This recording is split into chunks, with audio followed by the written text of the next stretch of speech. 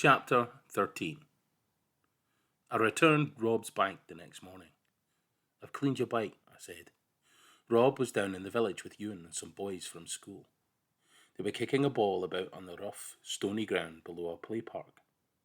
Rob glanced down at his bike. "It's not some cheap bike, that. Dad nearly killed me when I didn't come home with it last night." "I know," I said. "I'm sorry." "What did she want, anyway?" said Rob. "Who? Iona?" I said. I shrugged my shoulders. It was nothing." "We waited ages, but you never came back," said Rob. "Where did you go? What were you doing?" "It wasn't anything," I said irritably. "Just drop it, okay?" "Hey, Callum!" shouted Ewan. "We need a goalie. Are you playing?" Ewan kicked the ball to me, but I let it roll past and into a ditch. "Or maybe you want to get back to your girlfriend," said Rob. I grabbed him by his coat. "Shut up, Rob!" I yelled. Our faces were inches apart. "She's a nutter," said Rob. "You said so yourself." Something inside me snapped. I punched him, right in the face. Rob scrambled up and launched at me. We sprawled over his bike, punching and kicking. I felt the crack of his bike computer splitting open beneath my back. Then Ewan was there, pulling Rob away before the other boys could crowd around us. "Go, Callum," Ewan said. He held Rob by the arm. "Just go." Rob and I glared at each other. I couldn't tell if it was hurt or hate in his eyes, but I didn't care. I turned and walked up the road out of the village and didn't look back. When I reached the loch, Dad's Land Rover was parked on the far shore near the treehouse. Iona was sitting on the bonnet, drinking from a steaming mug. A thick moustache of hot chocolate sat upon her top lip. "What have you done to your face?" she said. I wiped my sleeve along my mouth.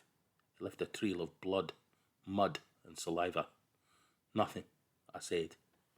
She passed me the paper tissue, and I tried to clean most of it off. There was hammering and banging from the branches above. "Your dad thought our treehouse could do with a bit of an improvement," said Iona. "You told him about it?" I said. Iona nodded. "He knows about the ospreys," she said, "so it makes no difference." I could see Dad's feet through the leaves. I thought at first the hammering might scare the ospreys, but when I looked across the island, I could just see the head of Iris poking up from the nest, watching us. "The ospreys think your dad's a strange big bird," Iona laughed. "Have you seen what he's doing up there?" I climbed up Dad's ladder into the tree. Wooden planks of all shapes and sizes were balanced in the branches. Graham and Hamish were up there too. They'd built a wide platform support and were now building up the sides of the treehouse. "What do you think, Callum?" said Dad. "Really great," I said, looking around, and it was. Dad, Hamish, and Graham had built around the main trunk. I could already see it was going to be huge. I could live up here. "That's the general idea, Carl," said Graham. "It's Mum and Dad's way of getting rid of you." I grinned at him. He was just putting the hinges on the trapdoor at the base of the treehouse. "Thanks, Graham," I said, and I really meant it. We stopped work for lunch. Dad drove us back to the farmhouse in the Land Rover, all squashed together along the front seat. A fine rain misted the windscreen and hid the hills from view. Iona stretched her bare feet onto the dashboard and warmed her toes in the hot air from the vents. "Come on in," said Mum. "You're all soaked, the lot of you." We all piled into the kitchen, our damp clothes steaming in the warm air. "You'll stay for lunch, Hamish, won't you?" asked Mum. "And what about you, Iona? Will you stay?" Iona nodded. "Yes, please, Mrs. McGregor." "Shall I ring your grandad?" said Mum. "I will," said Iona. She took the phone out into the hall. Mum turned to me. "That's a fair nasty cut on your lip, Callum," she said. I put my fingers to the split lip where Rob had punched me. It felt swollen and sore. "Fell off my bike," I said. I looked at her and could tell she knew it was a lie. "Go and clean yourself up then," she said, "and wash your hands." As I went to the bathroom, I found Iona on the stairs with the phone in her hands. "You've not rung him, have you?" I said. "Don't tell your mum, will you?" "Won't he wonder where you are?" I said. She shook her head and frowned. He forgets things, does Grandad. Anyway, he's probably asleep.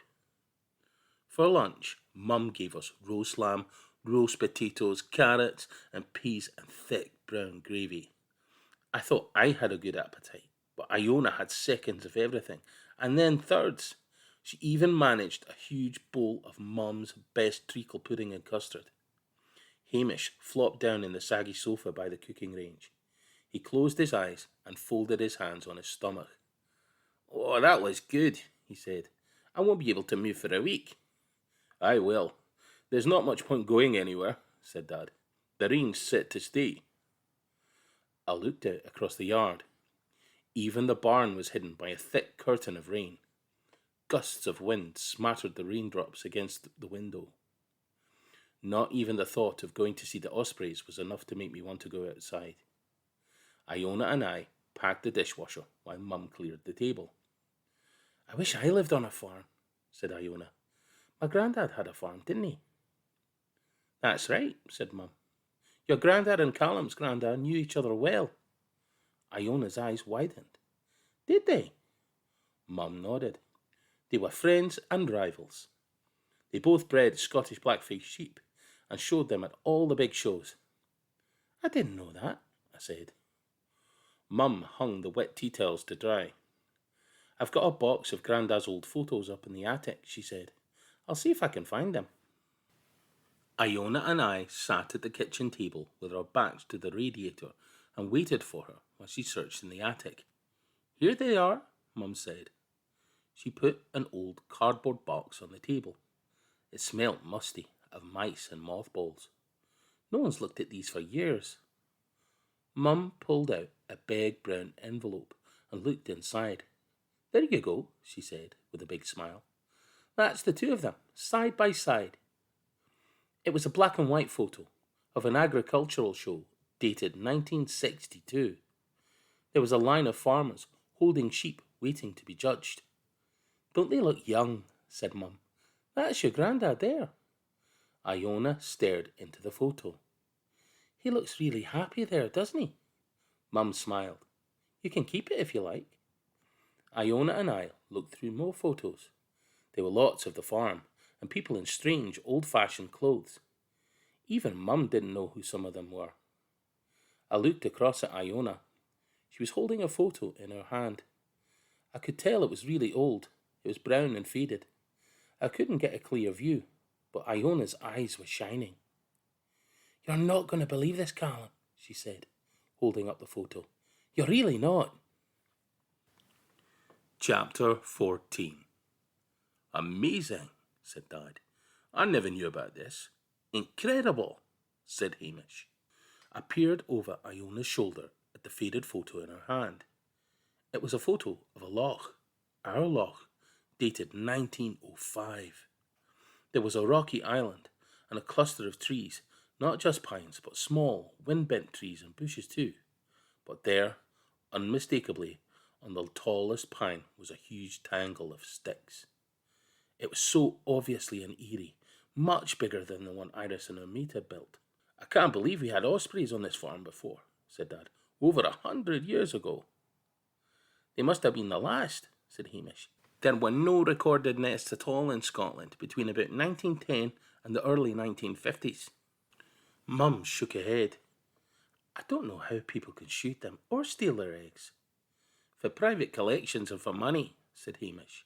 Some people would do it today if they're given half a chance.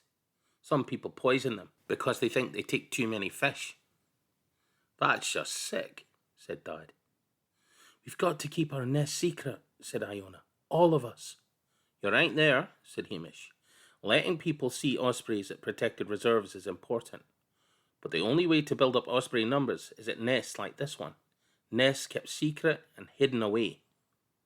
Well, I think Grandad would be pleased with you, Iona, said Graham with a grin. We'll make you an honorary member of the farm. You'd think Graham had given her a slice of the sun by the way Iona smiled back. Talking of granddads, said Mum, I think your granddad will be worrying where you are. I'll give you a lift home, said Hamish. I ought to go. Mum packed Iona off with some thick socks and a fleece jacket I'd grown out of. She wrapped up half a fruitcake too. When Iona said no, Mum said it was too much for Dad to eat, said he was fat enough already. Dad winked at Iona and patted his belly, and Iona laughed. It didn't stop raining that day. After Iona had gone, I went to my bedroom and rummaged under my bed for an old scrapbook I'd been given a few years ago. I'd only put in a few monster cards I'd collected back then. I stripped them out and wrote in big letters, "The Ospreys on our farm." Maybe I could keep a record of them for other people in 100 years' time. And then I wrote in small letters, "The Diary of Iris." I logged onto my computer and typed in the code Hamish had given us for Iris. It was amazing. On Google Earth, it put her position exactly on the island on the loch. 1700 GMT. Hamish said that GMT was Greenwich Mean Time, London time. I looked out of the window and shivered. I knew Iris would be sitting on her eggs. There was no shelter for her there. I wanted to write her position, her coordinates, in the scrapbook, but something stopped me. I just couldn't do it. It was as if I was writing it out, I would somehow give away our secret. So I stuck in some photos that Hamish had given me and just wrote 1700 GMT, nest site, secret location, Scotland. I lay back on my bed and listened to the rain. I closed my eyes and tried to imagine myself high on that eyrie. I tried to imagine the raindrops sliding across my oiled feathers and the sway of the eyrie in the wind coming down from the rain-hammered mountains. 8th of May, 1700 GMT. Nest site, secret location, Scotland. Iris spread her wings across the nest. The rain ran down her long flight feathers and soaked through the tangle of sticks to the dark, rain-stained branches. The eggs were warm and dry beneath her, sheltered in their bed of moss and soft down feathers. The fibers of the tree creaked and groaned as the gale thrashed against it. Iris could feel the changing patterns of air around her, and the pressure of the storm, deep and hollow. Her bones and chest ached with it. She gripped her talons into the knot of sticks and pressed herself deeper against her clutch of eggs. One foot was still sore. She flinched at the memory of humans holding her. They had touched her and unfurled her wings. The boy had looked deep into her eyes, and she had stared back, mapping the strange contours of his face. Now Iris sat tight in the eyrie, in the howling wind and hurting rain. The valley was humanless again. The acrid breath of their machine had long blown away across the hillside. Yet the boy remained in her memory, the boy who had held her and eased her pain. He had given back her sky. Somewhere, deep inside her, Iris folded the landscape of his face into the mountains, skies, and the rivers of her soul.